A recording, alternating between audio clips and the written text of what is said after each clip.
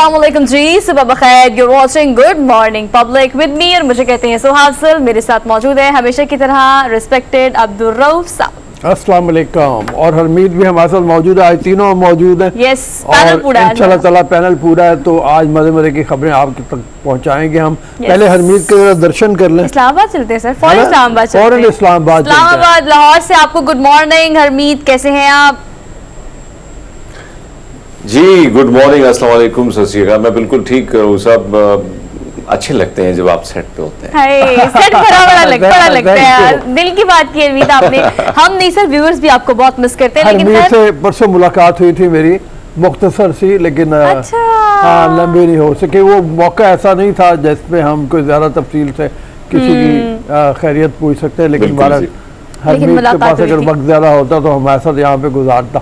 कल आप लोगों ने कर लिया होगा क्रिकेट का सारा सर। हमने सेलिब्रेशन की, इस तरह की सेलिब्रेशन जिसमें हमने सिर्फ बूस्ट अप किया अपनी टीम को कि वापस आए, डोमेस्टिक क्रिकेट खेलें और मेहनत करें। लेकिन फाइनल में पहुंचने की सेलिब्रेशन कल हमने थोड़ी बहुत कर ली थी। ठीक है, वो और बात है कि मैच मेरे हिसाब से तो इंग्लैंड ने जीतना था। अगर आपको याद हो, मैंने बहुत पहले कभी ये कहा था कि इंग्लैंड की टीम इस टूर्नामेंट की सबसे मजबूत टीम है, तो इंग्लैंड ने मैच जीता और बड़े आराम से जीता। उसकी वजह यह है कि हम स्कोर ही नहीं कर पाए, फिर हमारे बैट्समैन नाकाम हुए सारे के सारे। हाँ। मुझे तो समझ में नहीं आता, कई प्लेयर ऐसे हैं जिनको पता नहीं क्यों टीम में रखा हुआ है। उन्होंने आना जाना ही अगर करना है, यानी अगर घूमने फिरने के लिए। इफ्तिखार को देखे, जो उसने इनिंग खेली कि 6-7 बॉल उसने खेले बगैर स्कोर किए हुए, और वो खड़ा हुआ था, बॉल इधर से इधर जा रहा है तो वो यूं नाच रहा है, इधर से इधर जा रहा है तो इधर नाच रहा है। क्रीज के ऊपर उसने नाचने के अलावा कुछ नहीं किया। तो इसी तरह से मतलब मजा नहीं आया। हमने कोई 30 रन कम किए। अगर यही 30 रन हमने ज्यादा किए होते तो शायद हम कोई बेहतर पोजीशन में होते। इसमें कोई दो राय नहीं है कि टारगेट बहुत थोड़ा था और उसको अचीव करना बहुत मुश्किल था। लेकिन शुरू में जो मतलब फौरी तौर पर अगर हम देखें कि हमने कोई आउट भी अच्छे किए हैं थोड़े बहुत ना, मतलब उनके खिलाड़ियों को बॉलिंग अच्छी रही, बॉलिंग नाकाम हुई। वो बॉलिंग हमारी हमेशा से अच्छी है। अनफॉर्चुनेटली ये हुआ कि शाहीन शाह अफरीदी अनफिट हो गया, और उसकी अच्छी खबर ये है, पहले तो खबरें ये आ रही थी कि शायद 4-6 महीने के लिए वो बाहर हो गया, लेकिन कल मैं पढ़ रहा था एक जगह पे कि वो 2 हफ्ते उसको रिहैब से गुजरना पड़ेगा, फिर उसको टेस्ट किया जाएगा। उसको कोई मेजर इंजरी नहीं है, मेजर इंजरी नहीं है। तो मतलब ये एक अच्छी खबर है। ये बहुत अच्छी बात है रोहित साहब। हम भी यही परेशान थे कि सब एक ऐसा बॉलर है जो बहुत ज्यादा सहारा जो है पाकिस्तानी टीम को दे ही दे देता है। हाँ। और अगर उसकी इस किस्म की इंजरी आ जाती, क्योंकि माजी में बहुत सारी मिसालें हमारे पास हैं जिसकी वजह से हमने देखा है जब भी फास्ट बॉलर इंजरी उसकी हुई है तो बड़ा नुकसान उठाना कौमी टीम को हुआ है।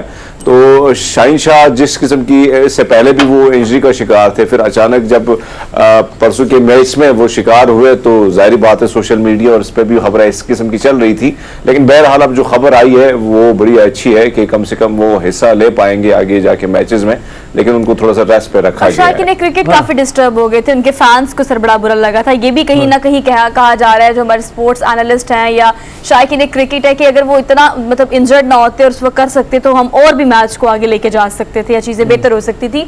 और दो सर, हमने तो यही कल सजेस्ट किया अपनी क्रिकेट टीम को, जो कि हमारे एनालिस्ट हमारे साथ मौजूद थे, कि वापस आकर डोमेस्टिक क्रिकेट, टेस्ट क्रिकेट खेलनी चाहिए और उसमें ज्यादा अपना फोकस रखना चाहिए। जो प्रैक्टिस बाबर ने एक दिन की थी वो बार बार करनी चाहिए ताकि नेक्स्ट मैचेस के लिए अपने आप को तैयार किया जा सके। ठीक है, शाहीन शाह अफरीदी शायद इंग्लैंड के खिलाफ सीरीज का तो हिस्सा नहीं होंगे, टेस्ट उनको नहीं खिलाया जाएगा। हाँ, इससे कि उनको रेस्ट दिलवाया जाएगा। न्यूजीलैंड का आई एम नॉट श्योर कि उस वक्त तक वो फिट होते हैं नहीं होते। खैर, हम चलते हैं अपने रनडाउन की तरफ। पहले रनडाउन कर लें, उसके बाद डेली डोज, और फिर हमने जो मेन खबरें हैं हमारी वो आप तक पहुंचानी है कि जो बुनियादी तौर पे इमरान खान के हमले की जुडिशल इंक्वायरी की जाए, करवाई जाए। ये कल शाह महमूद कुरैशी एक दरख्वास्त लेके गए, उस हवाले से भी बात करेंगे। साइफर के ऊपर जो अमेरिका के खिलाफ इमरान खान ने लहरा के खत वो किया था कि अमरीकी साजिश, अब वो उस बयानी से पीछे हट गए हैं। हटने की वजह क्या है? क्या उनको एहसास हो गया कि उन्होंने गलती की और वो साइफर का जो उन्होंने बयानिया बनाया था वो पिट गया है?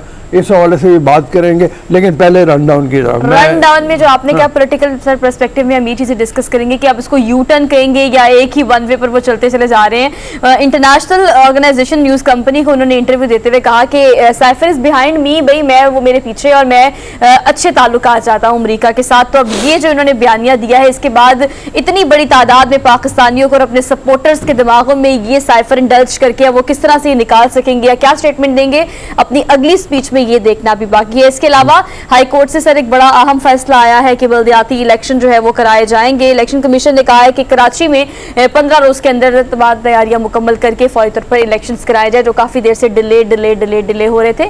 तो इस हवाले से क्या क्या तैयारियां हैं और क्या क्या देखेंगे कि वहाँ कैंपेन्स हो रही हैं, इसको डिटेल में हम डिस्कस करेंगे। इसके अलावा सर आपको सिंध में 4000 से ज्यादा टीचर्स जो अपनी ड्यूटी से गायब है, क्योंकि ये गवर्नमेंट जॉब है। ये तो आम सी बात है, गवर्नमेंट जॉब है सर, तो गवर्नमेंट तो मुफ्ता लगा होता है ना। मतलब ये है कि घोष स्कूल्स हैं, ऐसे स्कूल्स हैं जो पेपर पे मौजूद है, अंदर कहीं उनका खाते में जाके देखें तो लगता है टोटल 2 नंबरी चल रही है।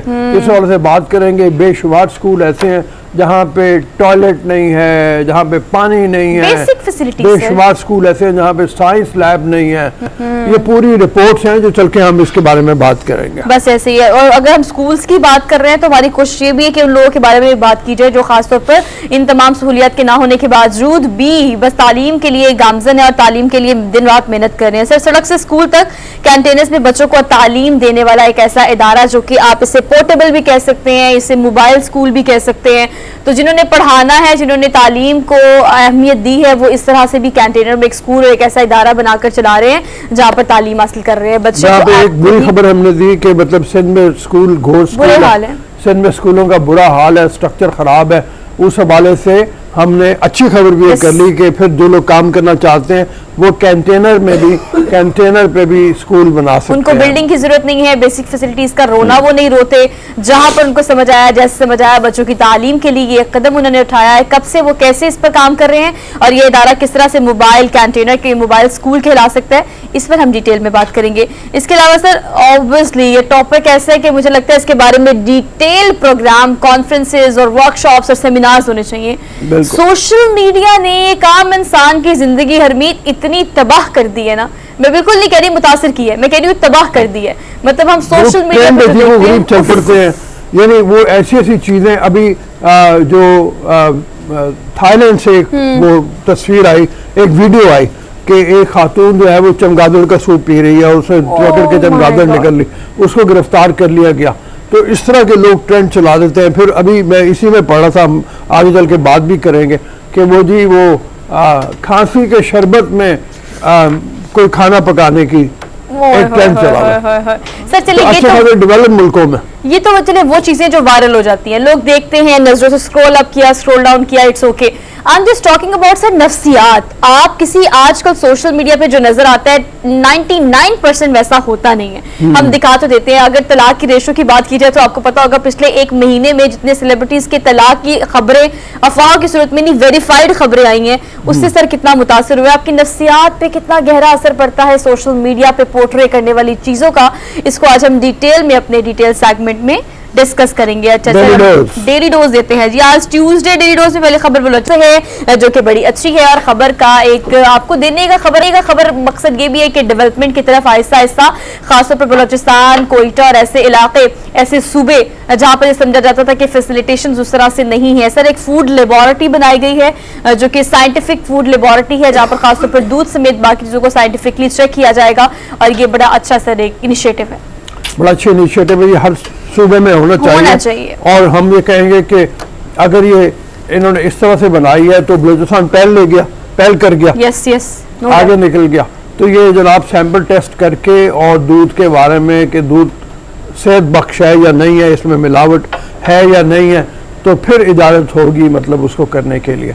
लेकिन ये फूड कंपनीज के लिए भी खासतौर पर वहां पर जो माफियाज हैं उनको कंट्रोल करने एक बड़ा अच्छा इनिशिएटिव है। ऑब्वियसली इस तरह की लेबोरेटरीज होंगी, साइंटिफिक लेबोरेटरीज, हर चीज को बार बार टेस्ट किया जाएगा, वेरीफाइड और नॉन वेरीफाइड कहा जाएगा।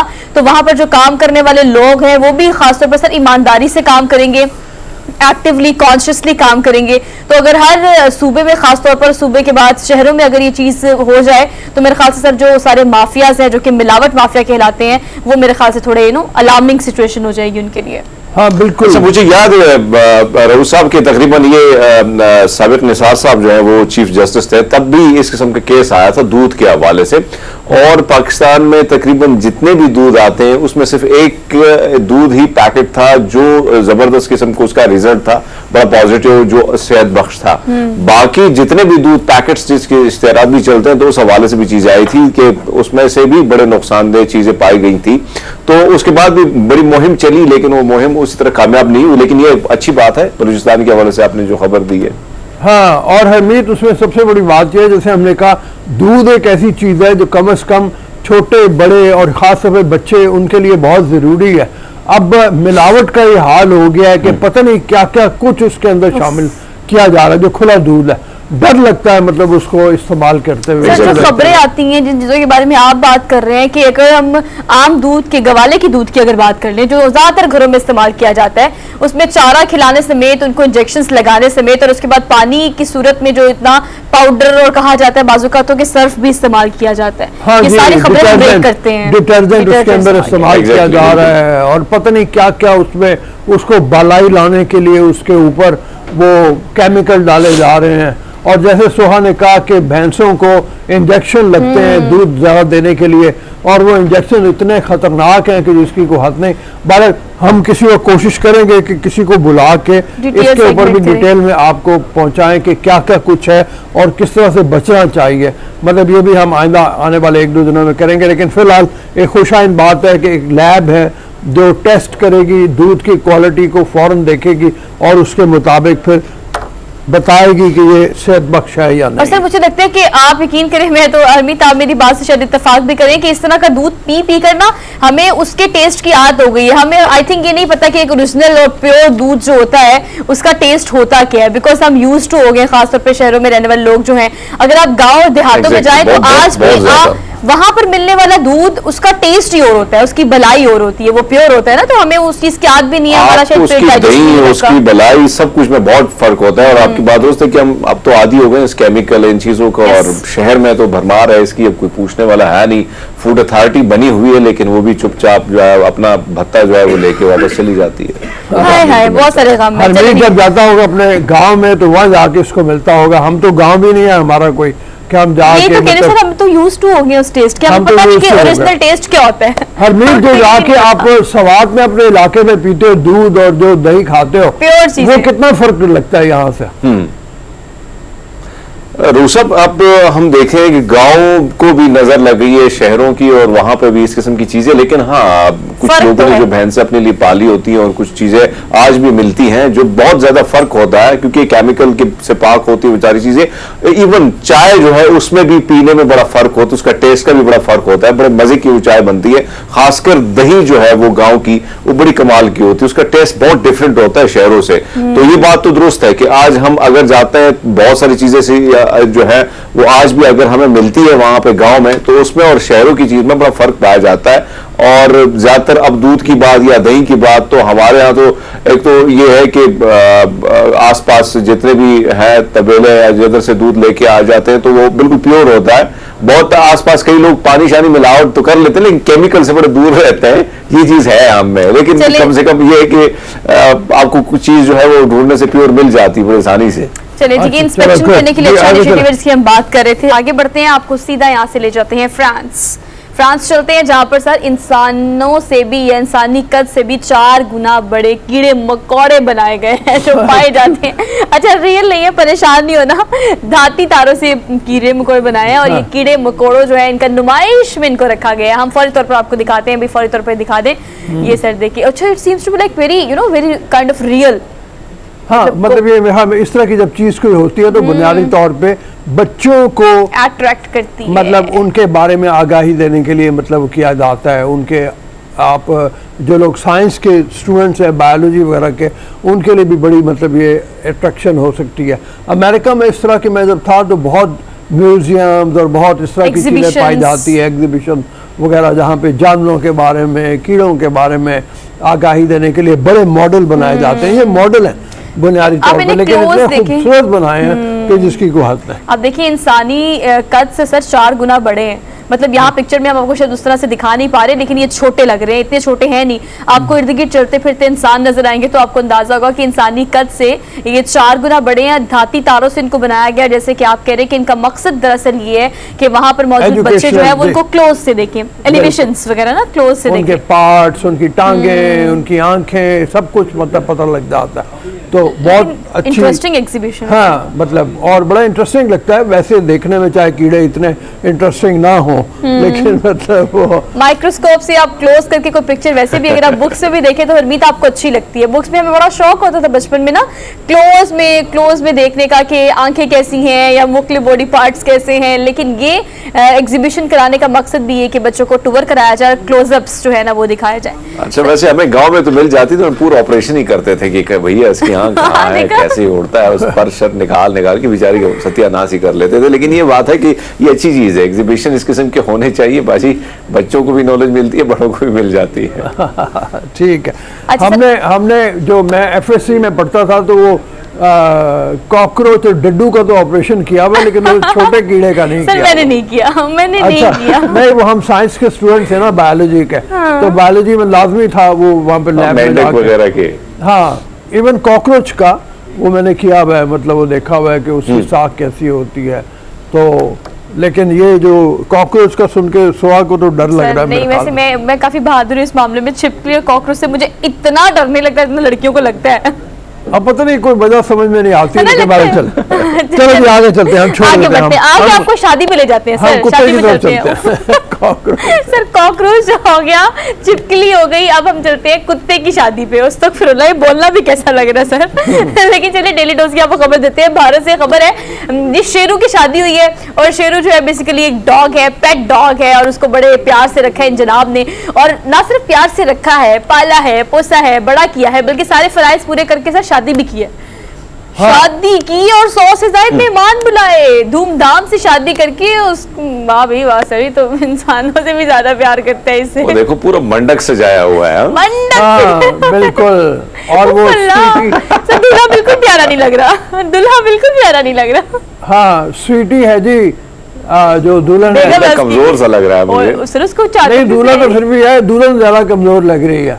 आप पता नहीं, बादल जी शौक का कोई मोल नहीं। अच्छा नहीं किया वैसे, लेकिन ये आपको याद होगा उस सब हिंदुस्तान में एक और स्टोरी जो आई थी जिसमें एक खातून की शादी कुत्ते से की गई थी, लेकिन ये चलो इस बार ये शादी जो है कुत्ती के साथ की गई है, तो ये अच्छी बात है। अच्छा, मुझे लगता है अगली खबर पे जाना चाहिए। एक तो हिंदुस्तान का कुछ पता नहीं चलता किस तरफ को उनका दिमाग चल रहा है। वो हमने एक वो भी की थी, एक सुनार की शॉप जहाँ पे गायों तक के लिए उन्होंने मतलब वो रखे हुए थे सोने के ज्वेलरी बनाने के लिए, और जब कोई आता था मंडप में उनकी दुकान के ऊपर तो किस तरीके से वो सजा के बैंड बाजे सारे, और लोग जो हैं वो स्पेशलाइज करते हैं जो अपनी गाय के लिए, गौ माता के लिए ज्वेलरी बनवाते हैं। वाह सर, तो वो भी है अनोखी चीजें। हाँ सर, लेकिन अब अगर हम देखें ना, मैं अपना बचपन देखूं तो हरमीत ये बात वाकई सच है कि जो गुड्डे गुड्डियां होते थे ना, हम उनसे बड़ा प्यार करते थे। उनकी समझ आती है कि चलो शादियां करते थे, मम्मा घर खाना बनाती थी, गेस्ट बुला लेते थे, फैमिलीज बुला लेते थे और शादियां करते थे। लेकिन ये इंडिया के तो शौक भी और वहाँ के लोग भी,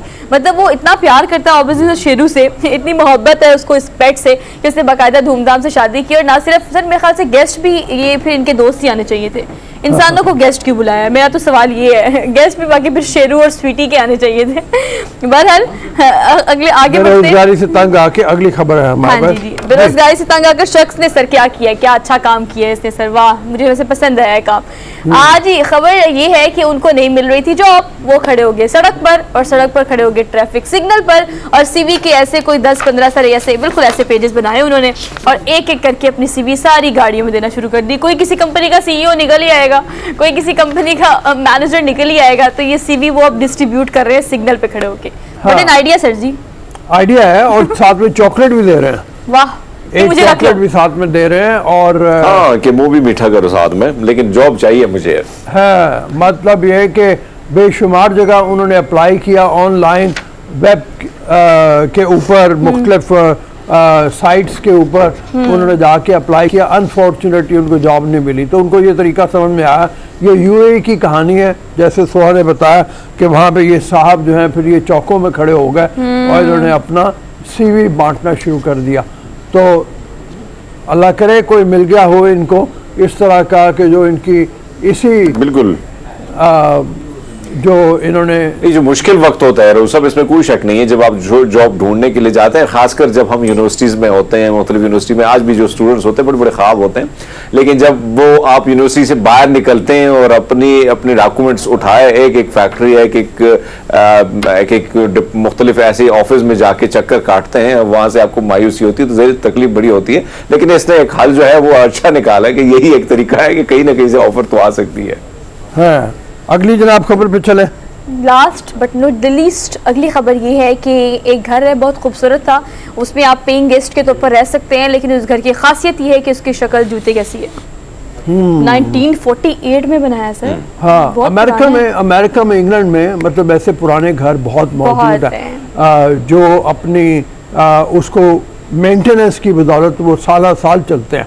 और मैं तो स्विट्जरलैंड जब रहता रहा हूँ तो वहाँ पे तो 13वीं-14वीं सदी के घर हैं जो अब तक चल रहे हैं और उसको लोग मेंटेन करते चले जाते हैं। गलियां वही हैं, उनके पत्थर वही हैं और सिर्फ मेंटेनेंस की बदौलत वो चलते चले जा रहे हैं। तो बहरहाल इस घर की भी इंफरादियत ये है कि ये है जूते की शक्ल का, लेकिन इसको कई बार लोगों ने ख़रीदा है मेंटेन करके, और इसमें तकरीबन $270 पर नाइट रहने का किराया है। चार्ज। हाँ, और सर आप तो बात करें मेंटेनेंस की ना, चले उसमें कोई दो राय नहीं है कि मेंटेन करके आप इसे कह सकते हैं कि उनकी तारीखी मकामात में से एक चीज़ होती है, लेकिन मेंटेनेंस के अलावा ये शख्स ने पिछले साल जुलाई में ख़रीदा और जुलाई में ख़रीदने के बाद उन्होंने फेसबुक पे ऐड डाला कि बहुत ही कलील मुद्दत के लिए मैं इसको ना रेंट पे देना चाहता हूँ, किराए पे देना चाहता हूँ, तो आप आएँ और मुस्तफ़ीद। और सर आप बात कर रहे थे मेंटेनेंस की, सर उसकी मेकिंग इतनी अच्छी होती है कि उसको मेंटेन किया जाए तब भी वो साल बल्कि सदियां आप जैसे कह रहे हैं कि चलता है। ऑब्वियसली कंस्ट्रक्शन मटेरियल इस तरह का यूज किया हुआ है। आप अगर हमारे यहाँ पर बहुत सारी बिल्डिंग्स देखें जो कि अंग्रेजों की बनाई हुई है,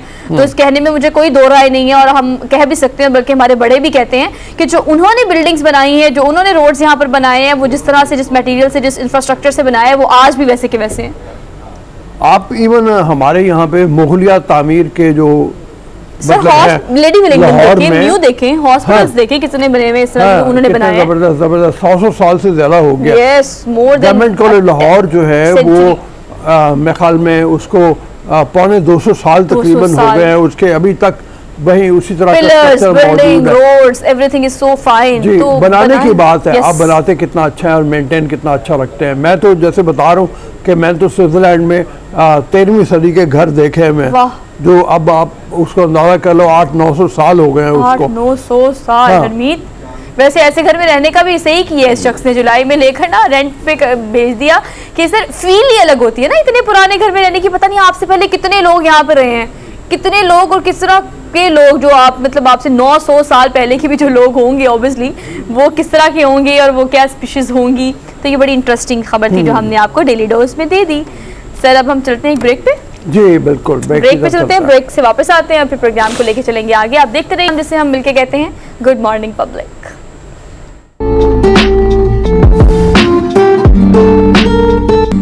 जी welcome to the show after the break. बहुत सी खबरें हैं जिनको हमने डिस्कस करना है, लेकिन सबसे पहले ये हुआ कि साइफर के मामले पे शहरी रहमान कहने लगी कि ये जो यू टर्न अब इमरान खान साहब ने लिया है इससे बहुत नुकसान हुआ है, हमारे ताल्लुकात ख़राब हुए हैं अमेरिका से, और अब वो कह रहे हैं कि जनाब उसको पीछे छोड़ दें, पीछे की बात है। ये फाइनेंशियल टाइम्स के साथ इंटरव्यू इमरान खान साहब ने जो दिया उसके हवाले से, इमरान खान साहब ने यू टर्न क्यों लिया, वो क्यों वापस हुए, इस हवाले से बात करते हैं। और भी चीज़ें जो हैं, जो जैसे कल सुप्रीम कोर्ट में गए, दरख्वास्त दी जो जुडिशल इंक्वायरी के लिए कि शाह महमूद कुरैशी गए, उन्होंने कहा कि हमें दरख्वास्त दी जाए कि हमें एक कमीशन बना के दिया जाए जुडिशल इंक्वायरी के लिए, उस हवाले से बात करेंगे। लेकिन पहले हामिद साहब से ज़रा बात कर लें। अस्सलाम वालेकुम हामिद खान अल-मशरकी साहब। वालेकुम सलाम जी। सर कैसे मिजाज हैं आपके, ठीक ठाक है आप? अल्हम्दुलिल्लाह मैं ठीक, आप सुनाइए। आप ये बताइए, कोई आपको समझ में आता है कि ये जो अब के अमेरिका के खिलाफ साइफर की, जिसकी बहुत ज़्यादा अरसे तक इमरान खान साहब करते रहे बात कि मेरे खिलाफ साजिश हुई है, ये साइफर है, और उसको लहरा लहरा के जलसों में दिखाया, बेशुमार जुलूस जलसे किए, बेशुमार लोग जो हैं वो इस राह में चल पड़े, उनके पीछे लोग मरे भी, जख्मी भी हुए। अब वो कह रहे हैं कि नहीं ऐसी कोई बात नहीं है, इसको पीछे छोड़ दिया जाए। ये कोई एक तो वजह क्या है इसकी, कोई तब्दीली की जहन की उनकी समझ आती है, और ये इतना नुकसान भी हुआ, इसका जिम्मेदार किसको ठहराया जाए?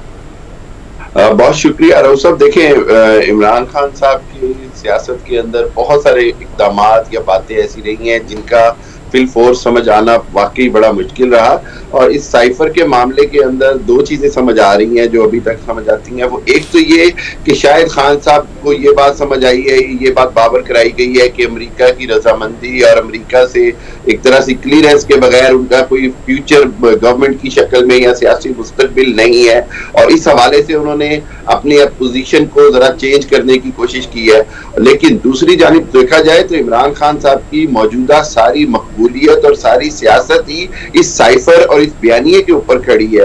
तो ये बात समझना निहायत मुश्किल हो जाएगा आवाम के लिए जो इमरान खान साहब के पीछे खड़ी है कि जी अगर ये साइफर की हकीकत नहीं थी तो फिर खान साहब ने इतना जो इसके ऊपर कैंपेन की, इसके ऊपर एक बयानिया खड़ा किया, तो उसके ऊपर आवाम वहां इमरान खान साहब को जवाबदेह बनाएगी।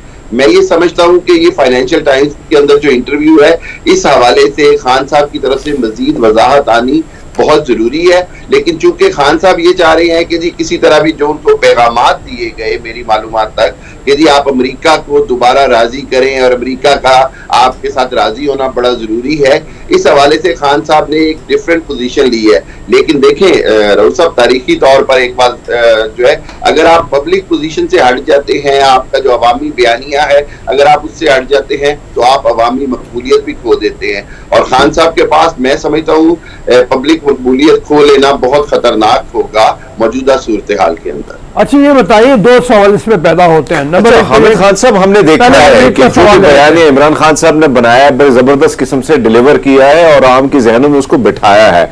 अब ये जो मामला आया है इसमें कोई शक नहीं कि पाकिस्तान में ये बयानिया, एंटी अमेरिकन बयानिया जो है वो काफी बिकता है और अवाम कहीं ना कहीं इस साम्राज्य के खिलाफ निकल आते हैं। अब आपको क्या लगता है कि इसका नुकसान खान साहब को होगा या उसी तरह ही उसके जो एक नया बयान आएगा और जिस पर उसके जो फॉलोअर्स हैं उस पर उसी तरह यकीन करेंगे? हरमीत, बात यह है कि जो होता है ब्लाइंड फॉलोअर या जिसने तहरीक के साथ वाबस्तगी रखनी होती है जमात के साथ, वो तो उसी तरह फॉलो करता रहेगा। लेकिन वो लोग जो सियासत को मुल्क की मुफादात के साथ देखते हैं, वो देखते हैं कि सियासतदान मुल्क के लिए किस तरह चलना चाहता है, वो बहरहाल सोच विचार करेंगे। और मैं आपको एक और बात बताता चलूं कि मेरी इतलात के मुताबिक अगले 24 से 48 घंटों में इसके अंदर एक वजाहत भी आ रही है पीटीआई की जानिब से भी और खुद इमरान खान साहब की जानिब से भी कि जी मैंने ये बात इस पैराए में कही है। और आप ये देखिएगा कि आइंदा आने वाले दिनों में जब ये लॉन्ग मार्च के साथ इस्लामाबाद पहुंचेंगे तो इसमें एक बार फिर ये दोबारा उस साइफर के बयानिए को दोहराएंगे और इसके नए अंदाज में पेश करेंगे, क्योंकि अगर ये साइफर का बयानिए से पीछे हट जाते हैं तो हरमीत इसमें कोई शक नहीं रह जाता कि मौजूदा जो सियासी तहरीक चल रही है एंटी अमेरिका जैसे आप कह रहे हैं, बिल्कुल ऐसी है, उसके अंदर जान नहीं रह जाएगी। आइंदा इलेक्शन जो है वो इमरान खान साहब ने इस बयानिए पर लड़ना है कि उन्होंने आजाद खारजा पॉलिसी के ऊपर बात की और अमेरिका से निकलने की बात की, तो ये सारा बयानिया जिसको हम उर्दू में कहते हैं कि नीचे गिर जाएगा। तो इस हवाले से इमरान खान साहब की जानिब से अभी कोई ना कोई एक नई वजाहत आने का बहुत कभी इम्कान है। एक वजाहत तो आई जब फवाद चौधरी साहब ने कहा कि जनाब मकसद उनका ये है कि हम उस तरह की गुलामाना पोजीशन नहीं चाहते जैसी पिछले हुक्मरानों की रही है, और साथ में ये भी कहा कि 7 महीने से ये जो बूट पॉलिश कर रहे हैं इस वक्त हुकूमत में लोग, इनको क्या फ़ायदा हासिल हुआ है। ये कहा कि हम इस तरह के ताल्लुकात चाहते हैं जैसे हिंदुस्तान के अमेरिका के साथ हैं, कि मतलब इस हवाले से भी फरमाइएगा कि ये क्या कहना चाह रहे हैं और क्या अमेरिका उन पर अब एतमाद कर लेगा या बैरूनी ताकतें अब एतमाद कर लेंगी। हमारे दोस्त मुल्क भी नाराज हैं, चीन भी नाराज है, सऊदिया भी नाराज है, तो वो इमरान खान साहब के ऊपर क्या एतमाद होगा उनका? सब दो बातें हैं। एक तो ये कि जितने भी हमने अपनी जिंदगी में देखा कि जो बैनुल अक़वामी ताल्लुकात हैं वो इस बात पर मुनसिर होते हैं कि इक़्तिदार में आने वाले शख्स को अवाम की कितनी और किस तरह की हमायत हासिल है। दूसरी बात ये है कि ये जो बैनुल-अक़वामी मफादात हैं, इसके अंदर बहरहाल दोबारा से एतमाद को बहाल करना तो मुश्किल होता है, लेकिन वहीं पर उनके जो बुनियादी मामलात होते हैं खारजा पॉलिसी के हवाले से, उनके अंदर कोई बहुत बड़ी तब्दीली नहीं आती है। हमने देखा कि जो बाइडन की जो इंतजामिया है वो एक खास अंदाज में पाकिस्तान को दोबारा से डू मोर की तरफ ले आई है और खास अंदाज में पाकिस्तान को मुख्तलिफ मामलात के अंदर इंडिया के को फौकियत देती है, और वही सूरत हाल अभी भी चल रही है। जहां तक फवाद चौधरी के उस बयान की बात है, वो मैं समझता हूं कि अब उसको डैमेज कंट्रोल की कोशिश के अलावा कुछ नहीं है, और फवाद चौधरी साहब के बयान से कोई इतना डैमेज कंट्रोल नहीं होगा जब तक खुद खान साहब उसकी वजाहत नहीं करेंगे।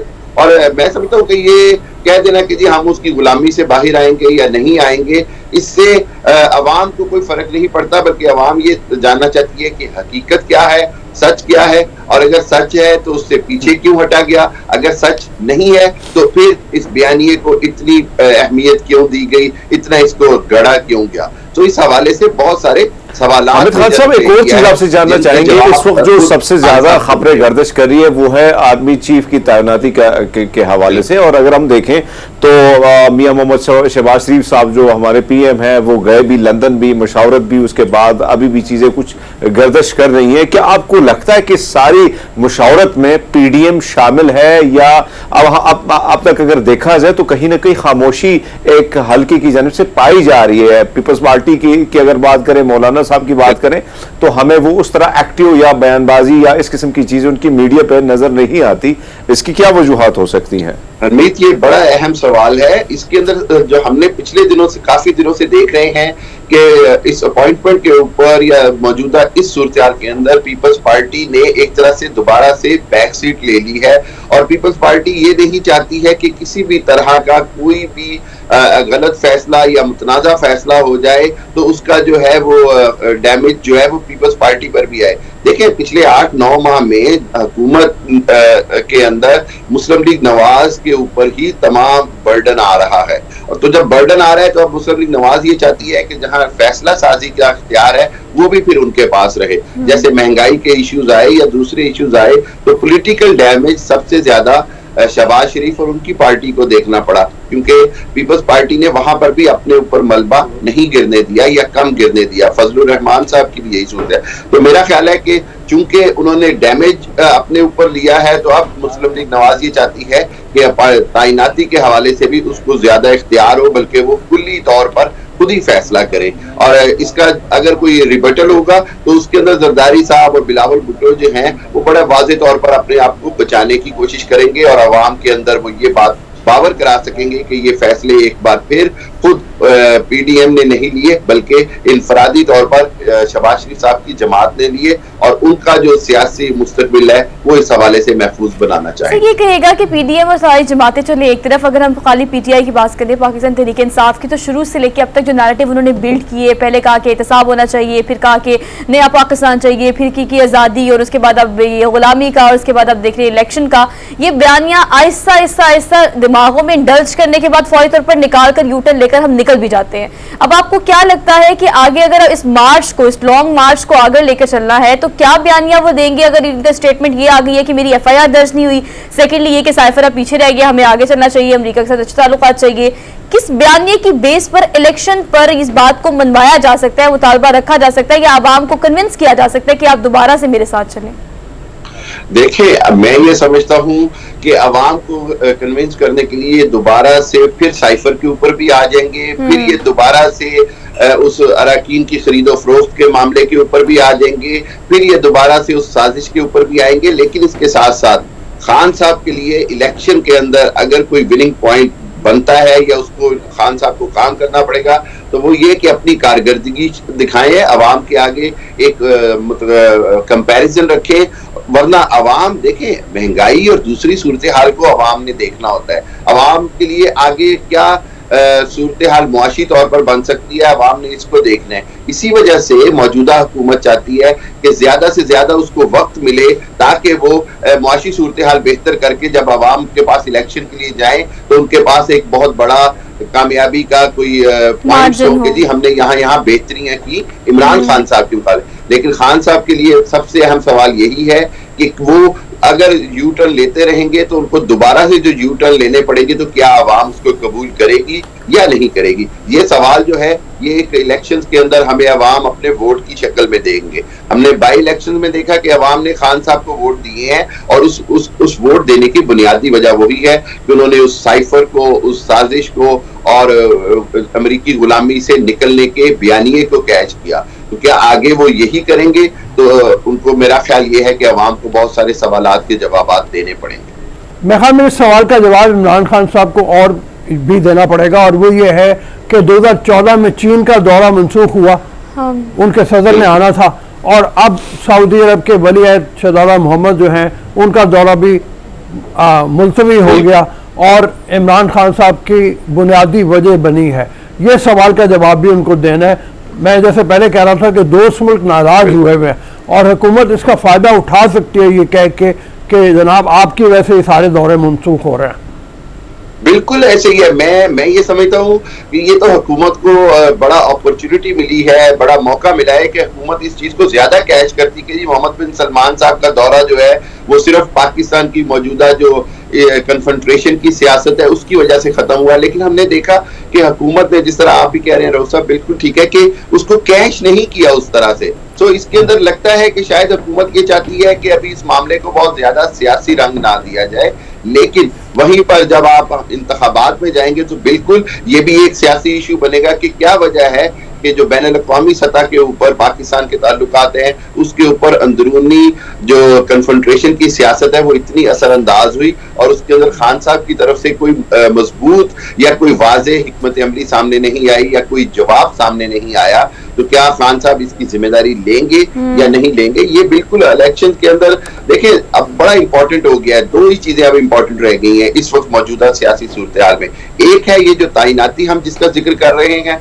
और दूसरा उसके बाद क्या इलेक्शन अभी होने जा रहे हैं या अपने वक्त पर होने जा रहे हैं। तो इन दोनों चीजों का फैसला जो है वो आइंदा 2 हफ्तों में हमें होता हुआ नजर आएगा, क्योंकि उसके बाद रमजान अप्रैल के अंदर आ जाना है, फिर शवाल और वो फिर दूसरी चीजें हैं।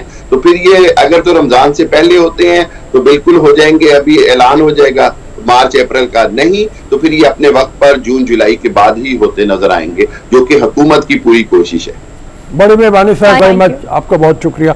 जो जैसे हामिद खान साहब कह रहे थे 2 मामला बड़े अहम हैं और उनका अगले 1-2 हफ्तों में फैसला हो जाना है। एक तो आर्मी चीफ कौन होंगे, दूसरे इलेक्शन का इनेकाद जो है वो कब होगा, जिसका मुताबिक पीटीआई बारहा कर रही है, तो इसका फैसला भी होना बाकी है। हमने क्विक ब्रेक लेनी है, वापस आते हैं।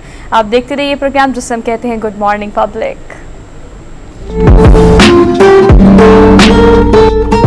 Welcome back after the break. Sir सर्दियों में वैसे माल्टे बड़े खाए जाते हैं, लेकिन सर्दियाँ आने से कुछ पहले ना एक फल होता है जो बड़ा मूडी होता है, मुझे बड़ा मूडी लगता है, आई डोंट नो। अच्छा। उसका मूड हो तो मीठा निकला है, मूड ना हो तो आपका जायका ऐसे बदजायका भी हो जाता है। हम बात कर रहे हैं अमरूद की। सर अमरूद, जैसे अमरूद के बारे में हमारी प्रोड्यूसर अभी कह रही थी कि लोगों के बारे में ये कहा जाता है लोग मीठे अमरूद लेते हैं और ऊपर नमक डाल के, नमक छिड़क कर फिर खाते हैं, लेकिन अमरूद भी डाल लेते हैं हल्का सा बात जो शौकीन है करने के लिए। हाँ, बहरहाल हम चलते हैं। हुजरा शाह मुकीम के अमरूद बहुत मशहूर हैं और उसकी एक रिपोर्ट है छोटी सी, वो आपको दिखाते हैं। वैसे तो अमरूद कई इलाकों के मशहूर हैं, लेकिन हुजरा शाह मुकीम की क्या खूबसूरत है, डाइजेस्टिव सिस्टम के लिए बहुत अच्छा है। हाँ, मतलब हाजमे के लिए मैं ये बताता हूँ कि वो कराची जब आप रहते हैं तो कराची में सिंध का अमरूद आता है। अच्छा। इंटीरियर सिंध से, और वो भी बड़ा मजेदार जायकेदार होता है, जरा लंबूतरा सा ऊपर से और नीचे से गोल नाशपाती की तरह का, नाशपाती टाइप का, बीज बड़े कम होते हैं। अच्छा। यहाँ पंजाब में भी बहुत सा अमरूद ऐसा मिलता है इस सीजन में जिसमें बीज कम होते हैं और लोग ज्यादातर बीज निकाल कर भी खाना पसंद करते हैं। मैं तो बीज निकाल के खाता हूँ। अच्छा? हल्के से, मतलब वो उसको कट लगा के उसमें से निकाल लिया और बड़ा मजेदार होता है। बहुत 2 दफा सीजन में आपको मिलता है, एक दफा सर्दियों में और एक दफा इस मौसम में, बरसात के महीने में। बरसात वाला हम लोग नहीं खाते, कहते हैं कीड़ा होता है उसके बीच में, लेकिन यह है कि अमरूद वाकई बड़ा जायकेदार फल है और निज़ाम के लिए भी बड़ा मुफीद है। हाँ, तो सर्दियाँ आने से पहले ये जो थोड़ा सा टेन्योर और टाइम होता है, इसमें मेरे ख्याल से आपको खूब सारे अमरूद खाने चाहिए। लेकिन सर मैं ये सोचती हूँ कि बहुत ही इंटरेस्टिंग लगता है बाग से तोड़ कर खाना, लेकिन अब हमें कहाँ ये नसीब चीज़ें। खैर, हमने अब न्यूज़ ब्रेक लेनी है और न्यूज़ ब्रेक लेकर हम वापस आते हैं। आप खबरें सुन के वापस आए, प्रोग्राम को आगे लेके चले। Keep watching good morning public. जी जनाब, वालेकुम अस्सलाम। सर, ये जो मैंने थोड़ी सी रिपोर्ट का जिक्र किया है, इसके तहत 4000 से ज़्यादा टीचर्स ऐसे हैं स्कूलों के जो गायब होते हैं, और उसके अलावा साइंस और जो रियाजी है उसके सब्जेक्ट के हवाले से कहा जाता है कि तालीम बहुत अच्छी नहीं है। स्कूलों में लैब्स नहीं हैं, स्कूल इंटीरियर्स इनके ऐसे हैं जहाँ पे बैतुल खला नहीं है, पीने का पानी नहीं है, बाउंड्री वॉल नहीं है। बहुत से स्कूल ऐसे हैं जो एक कमरे पे हैं। तो ये कब बेहतर होगी सूरत हाल? ये ऐसी रिपोर्ट्स क्यों आती हैं सामने? आपकी बात काफी हद तक दुरुस्त है। मैं आपकी एक एक बात का जवाब दूं। जी, पहले ये कि सिंध में 4000 टीचर्स एब्सेंट हैं, ये सही रिपोर्ट है। ठीक है। अभी सिंध में हमारे पास 2 लाख से ज्यादा टीचर्स हैं और इनकी तादाद पहले बहुत ज्यादा, एब्सकॉन्डिंग टीचर्स की तादाद पहले बहुत ज्यादा होती थी। फिर जो 2015-16 से जो बायोमेट्रिक सिस्टम हमारा शुरू हुआ, तो उससे बहुत सारे असातिज़ा जो थे वो जो एब्सकॉन्डिंग नेचर के थे वो तो रिटायरमेंट लेके चले गए और सूरत हाल बहुत बेहतर हुई। लेकिन अभी भी यूं समझें कि 2% या 1 से 1.5% के दरमियान टीचर्स जो है वो एब्सेंटीज में हैं। इसमें थोड़ा सा एक टेक्निकल प्रॉब्लम भी है, वो ये कि टीचर की किसी और जगह ट्रांसफर हो चुकी होती है और उसकी अगर बायोमेट्रिक अपडेट नहीं होती और बायोमेट्रिक वाला हमारा जब चेकिंग करने जाता है तो उसको वो टीचर एब्सेंट मिलता है। फिर वो जाके रिकंसिलिएशन होती है तो पता चलता है कि जी ये टीचर एब्सकॉन्डिंग तो नहीं, किसी दूसरे स्कूल में पढ़ा रहा था लेकिन इस स्कूल में एब्सेंट आ रहा था तो इसलिए ये एब्सकॉन्डिंग हो गया। तो इस तरह से हम रिकंसिलिएशन शुरू कर रहे हैं। तो ये 4000 से ये फिगर कम हो जाएगी। ये 4000 की फिगर मैंने खुद ही दी है, इदारों को मैंने खुद ही ये बताया है कि अब काफी 1-1.5 टीचर मुझे उम्मीद है कि वो रिकंसाइल हो जाएंगे। बाकी भी 2-2,500 या 3,000 टीचर ऐसे होंगे जो एब्सकॉन्डिंग हैं। अब उनके लिए मैंने मीटिंग्स शुरू कर दी हैं और उनके खिलाफ END रूल्स के तहत उनको हम नौकरी से निकालेंगे या कोई मेजर पनिशमेंट देंगे। तो ये हमने काम शुरू कर दिया है और अब तक जो है 77 टीचर्स को हम नौकरी से निकाल चुके हैं। और तकरीबन गुलाम अकबर साहब, अगर हम देखें ये सूरत हाल खैबर पख्तूनख्वा में भी थी जब इमरान खान साहब की वहाँ पे हुकूमत नहीं थी, हमें याद है। तो वहाँ पे इस किस्म के टीचर जो है स्कूल नहीं जाया करते थे, सैलरी उनके टाइम से आया करती थी। फिर जब इमरान खान साहब की हुकूमत वहाँ पे आई, परवेज़ खटक साहब वहाँ के CM बने, तो उन्होंने मॉनिटरिंग सिस्टम जो है वो शुरू किया और उससे ये हुआ कि जो टीचर्स जो नहीं आते थे उनको तो बाकायदा जो है उनको फंड देके निकाल दिया गया, नए टीचर भर्ती गए। अब वहाँ पे ये सूरत हाल है कि डेली टीचर, चाहे पहाड़ों के ऊपर भी अगर वहाँ पे रास्ता भी नहीं है लेकिन टीचर ने वहाँ जाना होता है, अपनी हाजिरी रेगुलर बनानी हो। आप नहीं समझते इस किस्म की पॉलिसी सिंध में भी अपनानी चाहिए ताकि स्कूल का ये निज़ाम बेहतर हो सके?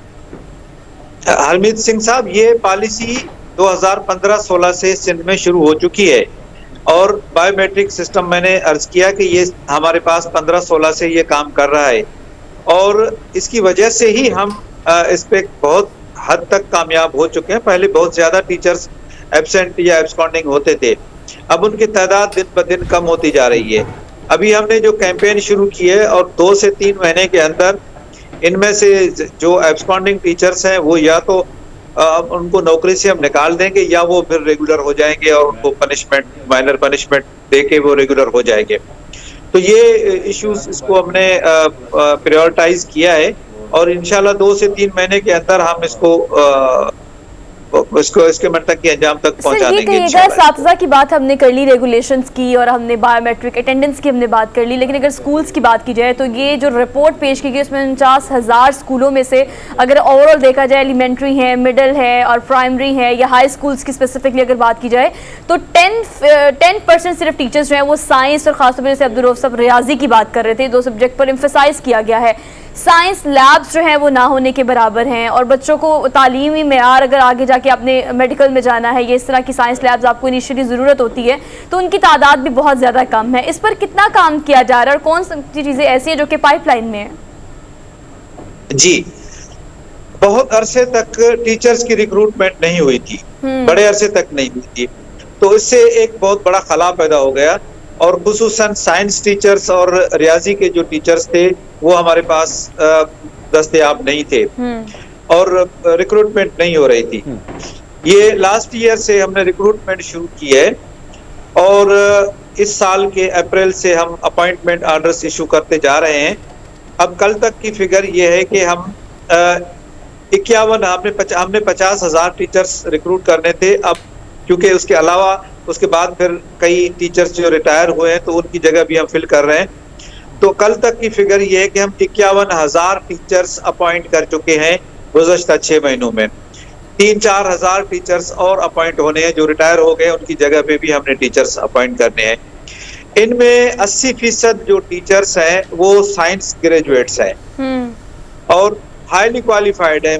तो यूनिवर्सिटीज के इंजीनियर्स भी हैं हमारे पास, तो बीएससी, एमएससी, कंप्यूटर साइंस के हाईली क्वालिफाइड ग्रेजुएट्स हमारे पास आए हैं। इस मरतबा बहुत क्वालिटेटिव टीचर्स आए हैं, और अब मैथ्स और साइंस टीचर का कोई मसला नहीं होगा। ये मसला पहले बहुत ज्यादा था, ये सही है, बहुत मसला था, लेकिन अब ये मसला समझे कि 100% हल हो गया कि हमारे पास जिस तरह रऊफ साहब ने आपसे सवाल भी किया कि खासकर बहुत सारे इलाके, मैं खुद भी अंदरूनी सिंध गया हूँ, देखा है बहुत सूरत हाल जो है एजुकेशन के हवाले से। अब आप जो फरमा रहे हैं, अब अगर देखा जाए अब भी ऐसे इलाके हैं जहाँ पे वो तबेले बनाए गए हैं, कहीं ना कहीं वडेरों ने जो है वहाँ पे अपने भैंसें वगैरह जो है वो रखी हुई हैं, कहीं ना कहीं ऐसा है कि अगर स्कूल है तो सारा बोर्ड नहीं है। इस किस्म की सूरत हाल भी हमें देखने को मिलती है, आपकी नज़र में ज़रूर होगी। तो क्या उस पर भी इसी तरह एक्शन लिया गया, उसी तरह काम हो रहा है जिस तरह आपने ये 4,000 जो टीचर हैं जो गायब हैं, इस पर जो आपने अमल दरामद शुरू किया है?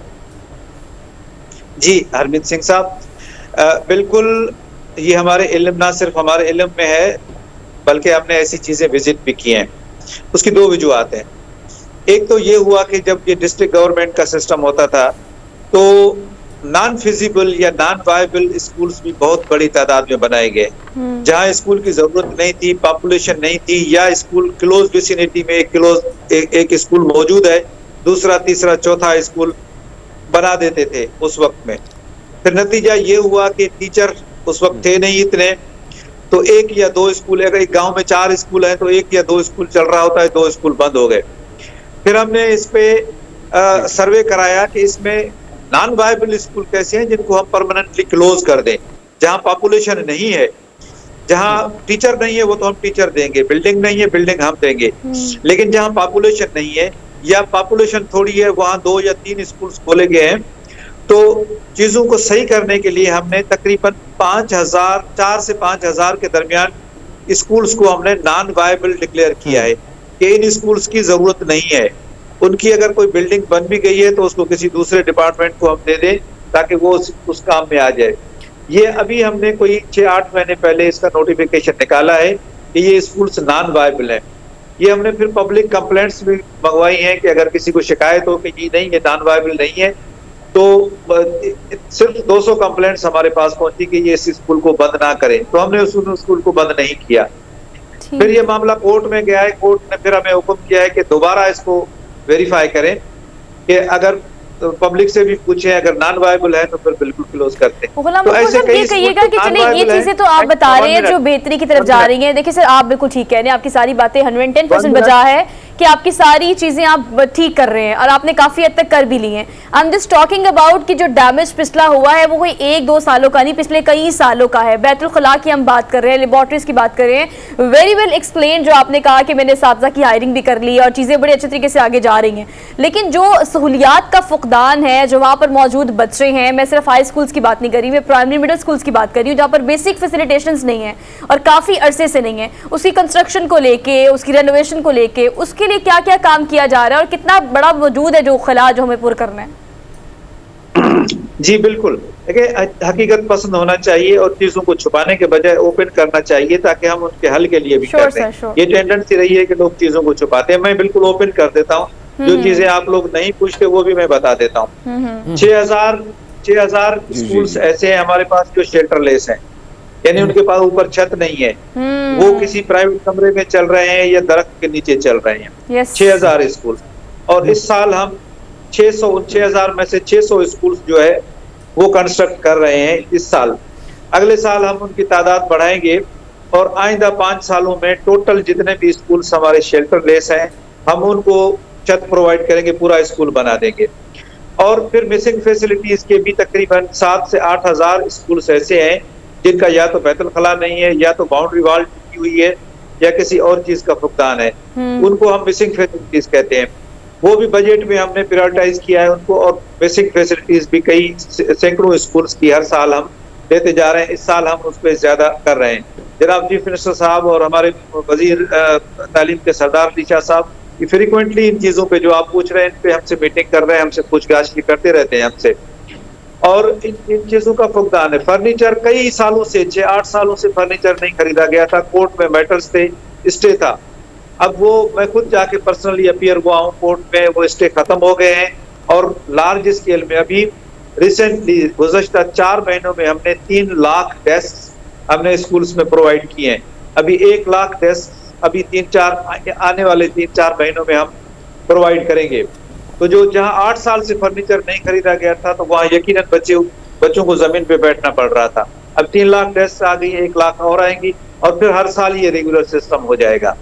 तो ये मसाइल बिल्कुल हैं। अच्छा, लेकिन मसाइल को हल करने के लिए बहुत ज्यादा कोशिश कर रहे हैं। जी हरमीत लुगारी साहब, एक और चीज आपसे जानना चाहूंगा। जब भी बात आती है, जब भी यहाँ पे हमारे इलाके में या यहाँ पे इस्लामाबाद में, रावलपिंडी में कोई शख्स जो है तालीम की तरफ उसका रुझान कम होता है और कहीं ना कहीं डिग्री चाहिए होती है तो वो निकल जाता है सिंध की तरफ। अगर हम बेसिक एजुकेशन की बात करें तो क्या अब ये जो बोटिया माफ है वो भी बहुत ज्यादा मशहूर, आप देखते हैं हर साल जब इम्तिहानात होते हैं तो वहां पे इस किस्म की सिचुएशन भी होती है।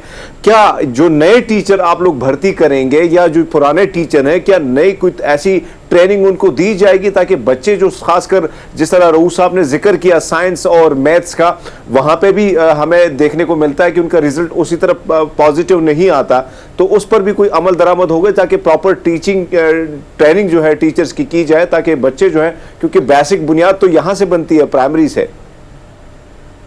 जी जनाब, बिल्कुल दुरुस्त फरमाया।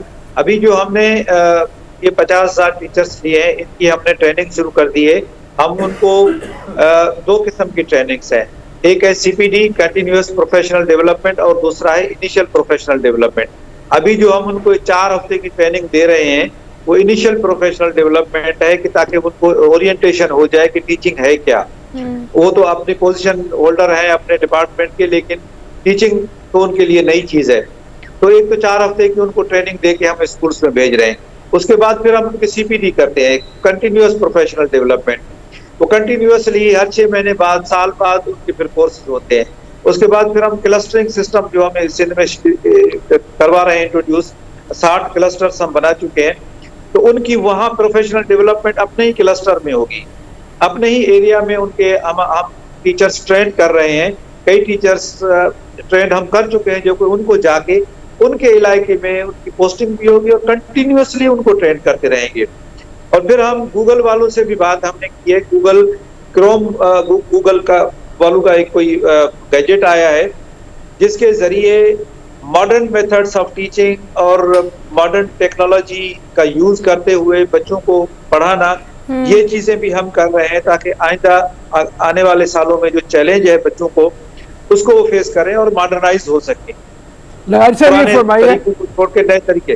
जी ये फरमाइए कि एक तरफ तो सहूलियात का फुकदान है, आपने जैसे कहा उसकी बेहतरी के लिए काम हो रहा है, दूसरी तरफ ये रिपोर्ट्स आती हैं कि लाखों बच्चे ऐसे हैं जो स्कूल से बाहर हैं, जिनको स्कूलों के अंदर लेके आना है, तो उनको लाने के लिए क्या तरीक़ेकार कीजिएगा? बिल्कुल, अब बच्चे बिल्कुल लाखों बच्चे स्कूल से बाहर हैं और उनको डायग्नोज हमने किया है कि उसके रीजंस क्या है। एक बच्चा, एक बड़ी तादाद जो बच्चों की स्कूल से बाहर है वो है 5 साल से 10 साल की उम्र की, यानी प्राइमरी एज।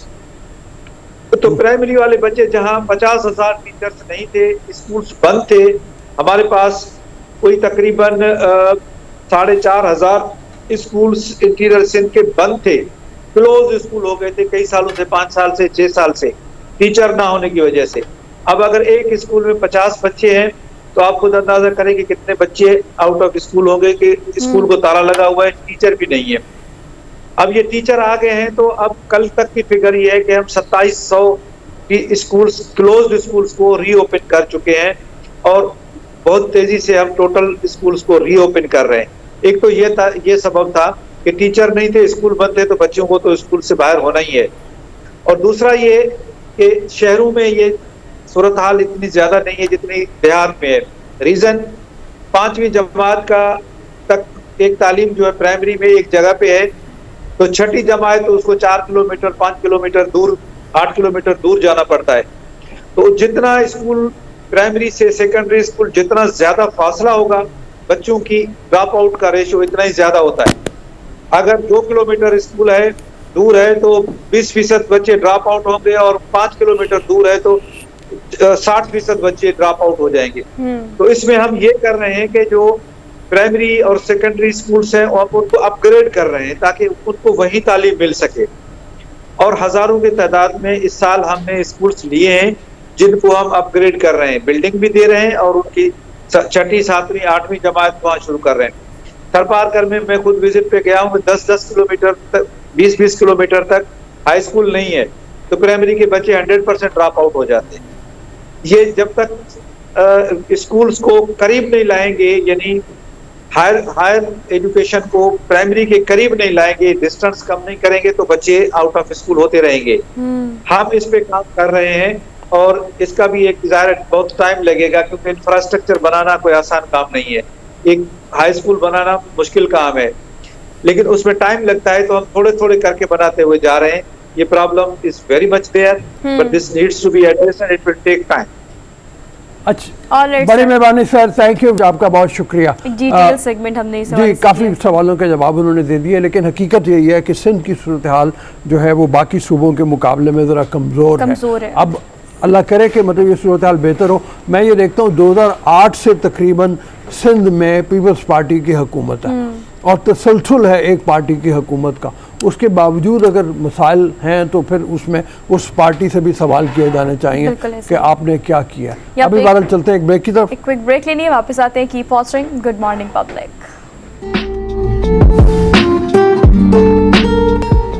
अस्सलाम वालेकुम। दोबारा ब्रेक के बाद हमने थोड़ी देर पहले तालीम की बात की। अगला सेगमेंट भी हम तालीम के हवाले से आपको बताना चाह रहे हैं कि अगर विल हो, अगर इरादा हो, तो आदमी बहुत बड़े बड़े काम कर सकता है। ये अब्दुर्रहमान लोधी साहब जो हमारे साथ मौजूद हैं, इस वक्त हरमीत के साथ हैं इस्लामाबाद में, इन्होंने ऐसे इरादा किया और उसकी बुनियाद के ऊपर कंटेनर्स में तालीम का सिलसिला शुरू कर दिया। सड़क से बच्चों को पकड़ा और उनको तालीम देने लगे। हरमीत के साथ मौजूद हैं। Over to you Harmeet. Abdurrahman साहब से तारुफ भी करवा दो और इनके प्रोजेक्ट के बारे में भी बताओ। अब्दुर्रहमान लोधी साहब, बहुत शुक्रिया आपका। जब भी कंटेनर की बात आती है तो हमारा ख्याल होता है कि इमरान खान साहब होगा और कंटेनर होगा, जलसे जुलूस होंगे। कंटेनर का ख्याल वहाँ से आया या कुछ अलग से आपने सोचा कि भाई ये ठीक है, चलता फिरता स्कूल होगा? तो बेसिकली इस कॉज का आगाज़ हमने बैक इन 2014 में किया था, और इसका आगाज़ बड़े एक यूनिक आइडिया से हुआ था। हम लोग बेसिकली इमरान खान के धरने पे जाया करते थे बैक इन 2014 में, और वो टाइम ऐसा था कि जिसमें वो 126 दिन का धरना उनका चल रहा था, और हम लोग उनके धरने पे जाया करते थे। तो वो अपने धरने में एक टैगलाइन बोला करते थे कि पाकिस्तान में 2.5 करोड़ बच्चे स्कूलों से बाहर हैं।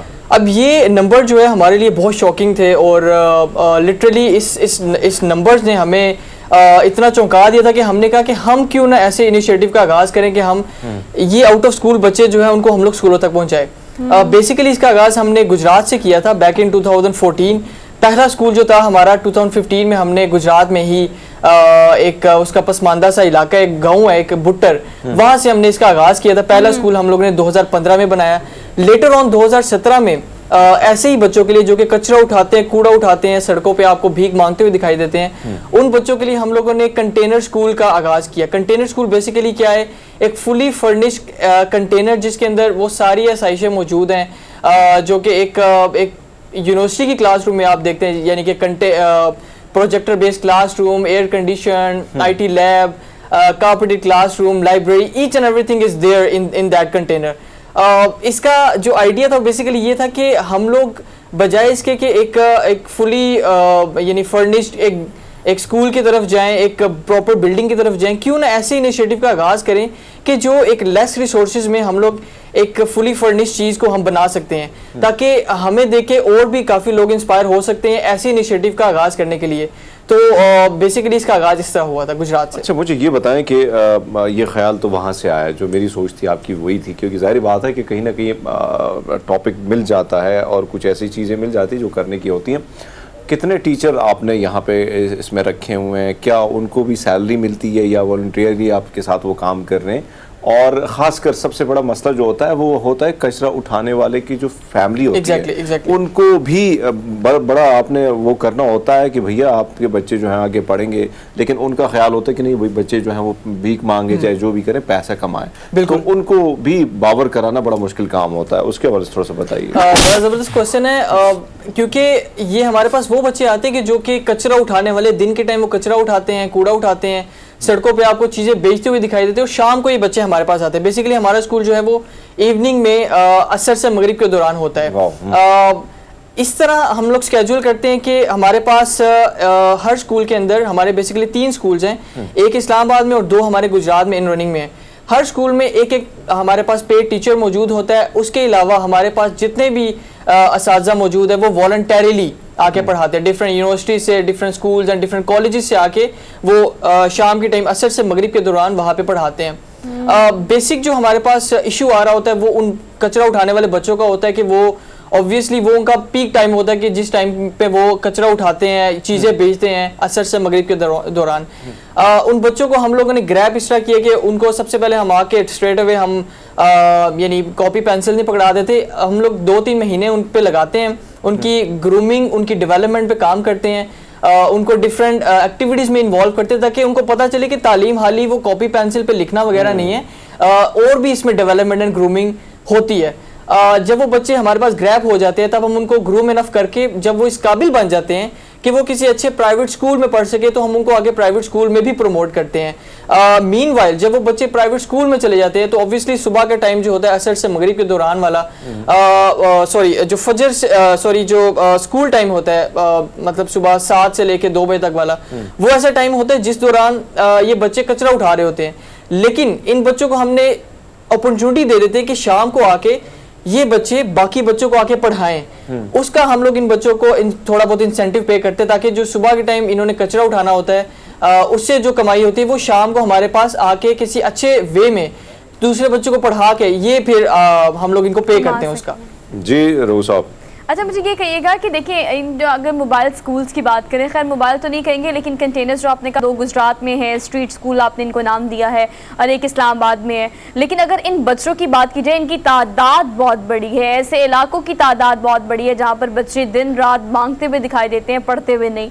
अब मज़ीद आपके टारगेट्स क्या हैं? मतलब अगर लाहौर शहर में बात की जाए तो झुग्गी मकीन जो होते हैं उनके करीब करीब बहुत सारे ऐसे इलाके जहाँ ये कंटेनर्स रखकर स्कूल शुरू किया जा सकता है। तो आप किस कॉपरेशन को एक्सपेक्ट कर रहे हैं या किस तरह से आप इसे मजीद प्लान कर रहे हैं बड़े लेवल पर लेकर जाने के लिए?